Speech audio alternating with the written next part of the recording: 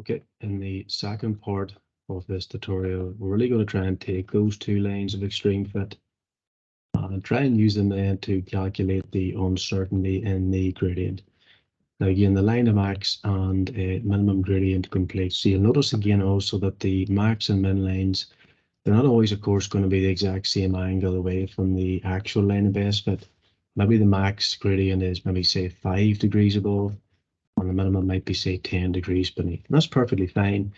As long as the process is carried out correctly and based on your plotting points, again, you will secure maximum marks in the exam.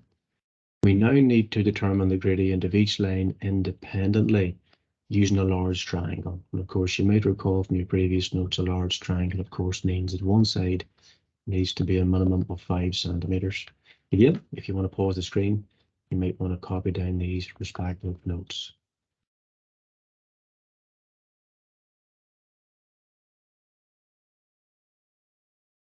Now, the line of min and max gradient complete. So I'm just going to make up some figures here. And let's say the gradient of the lines are as follows, just so we can use these numbers as an example in the calculations beneath, all right? So let's say the gradient of your line of best fit, that solid line, is 22. And let's say the gradient of your line of max gradient, the steepest one, is 22.7. And the gradient of the line of minimum gradient is 20.9. Now, the absolute uncertainty in the gradient is plus or minus the range of the gradient of the dashed lines of extreme fit. It might seem complex, but we'll see now shortly from the calculation. It's quite straightforward, and then divide that by 2. And the absolute uncertainty in the gradient then becomes plus or minus just your max gradient, 22.7, take away your minimum gradient, which is 20.9, and then divide that by 2. And that really leaves you with the absolute uncertainty of the gradient as being equal to plus or minus 0.9. And that's it. That's the answer. That might again secure you maybe say 2 marks in the exam. But of course, I've just put the numbers in here in a real life question. You know, you put your respective units in there for the quantity, which we've looked at in previous videos, such as resolution of instruments and whatnot.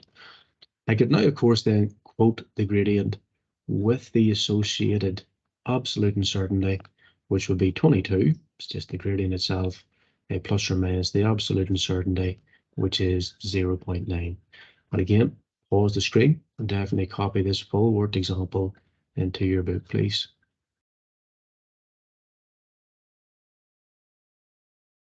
Now, some exam questions will then take it a step further and perhaps ask you to then go about calculating the percentage uncertainty in the gradient.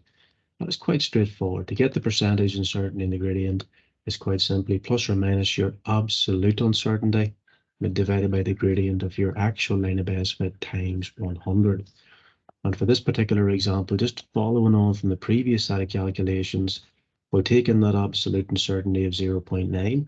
We're still using the actual gradient of the graph 22 times 100, and that gives us really a percentage uncertainty of plus or minus 4.09%. Again, that's the answer. That might get you 2 marks in the exam. Now, the gradient with the percentage uncertainty in there now is going to be 22, whatever unit you have to put in there, you do so, plus or minus 4.09%. But again, definitely pause the screen and copy this full example into your book, please.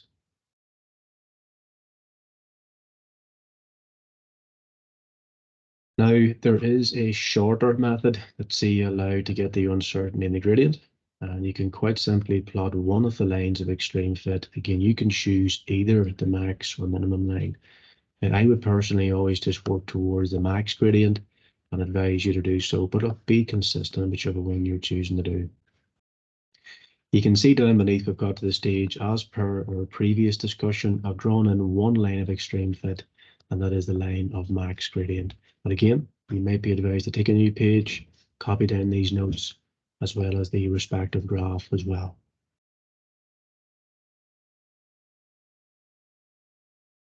Now, let's say the gradient of the lines that we've seen in the previous diagram are as follows. So again, this is the exact same figures we've used before. And so the gradient of the line of best fit is still 22, and the gradient of the line of max gradient is still 22.7. The absolute uncertainty now becomes plus or minus your gradient of your line of max gradient, which is just the bigger one, take away the gradient for the actual line of best fit. And so the absolute uncertainty of the gradient now becomes plus or minus your max gradient of 22, take away your actual gradient of 22, which leaves us with an absolute uncertainty of the gradient of plus or minus 0.7. And again, of course, in a real life exam, you should be putting units in there for your respective value as well. Of course, I can now go about, quoting my actual gradient now with the associated absolute uncertainty. So I could say, look, my gradient is equal to 22 plus or minus 0.7. Again, that being the absolute uncertainty. Again, pause the screen and definitely copy out this full worked example before we move on. And, by undertaking this technique, we are assuming to a certain extent that the line of max gradient and minimum gradient are the same angles away from the line of best fit. Like we've talked previously, that's not always going to be the case. The line of max gradient could be 5 degrees above. The line of minimum gradient might maybe be 10 degrees above, but this method is valid. And again, if you utilize it correctly in the exam, you can secure full marks. Again, because time is precious, it's probably the recommended method. These exam questions can be tight to finish in the allocated time. Of course, look, the exam question could then ask for the percentage uncertainty in the gradient. And look, you just apply the exact same technique to determine the percentage uncertainty in the gradient as described in the previous example, where the two lines of extreme fit were used to determine the absolute uncertainty. So again, just pause the screen, copy down the respective notes before we finish up our final calculation now.